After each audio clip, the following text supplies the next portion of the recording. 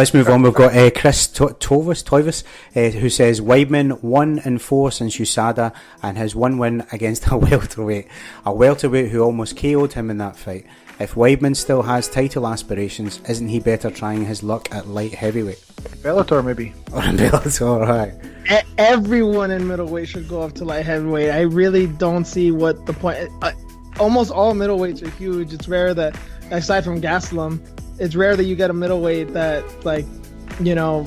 honestly, aside from the two guys, from Gastelum and Whitaker, that aren't at least 20 to 25 pounds heavier...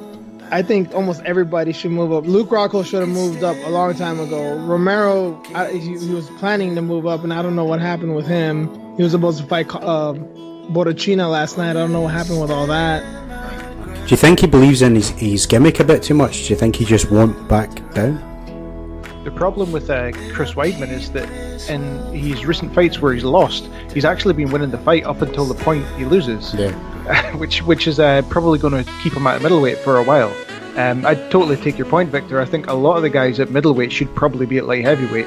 Even Michael Bisping used to fight at light heavyweight, you know. Mm-hmm. But yeah, I think Chris Weidman's just going to have to go back to the drawing board. I don't think he goes to light heavyweight, but he's not the best run. He's maybe going to have to take a prelim fight. You know, I don't know what Dan Miragliotta was doing. I thought Dan should have stopped it right away. And you look at Jacare, and Jacare didn't want to hit him again. Jacare's like, listen, he's done. Stop the fight. And then Dan let him take 3 or 4 more punches, and then finally he stopped the fight when it should have been stopped before. I got to tell you, Jacare Souza is a class act. He was very, very concerned about the welfare of Chris Weidman. The families are very, very close, and even his wife called to see how Weidman was doing after the fight. So it's good to see really good sportsmanship between these two guys, even before the fight, the camaraderie between these two guys. But, the question is, what's next for Weidman and what's next for Jacare, too? Because, Jacare is still a killer in that division. Fair play, mate. Let's move on. We've got Sarah Laughlin, who asks, is there a worse referee than Dan Miragliotta? Of course there is. But not stopping that fight when Weidman was clearly out of it has got to be up there with some of the worst decision making. Why did he allow it to continue?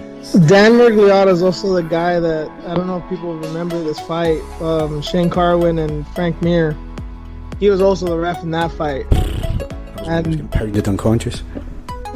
Yeah, and Shane Carwin, I think just because, it was just accumulation of punches. It also looked like he might have started getting tired, but just the look on his face was like, what do I need? Am I gonna have to kill this guy for you to stop it? What's going on? But at the same time, he was also the ref during Congo and Barry, which was possibly one of the greatest comebacks in MMA history. So just err on the side of caution, because you really don't know. Yeah. Things like I said, comebacks aren't that common.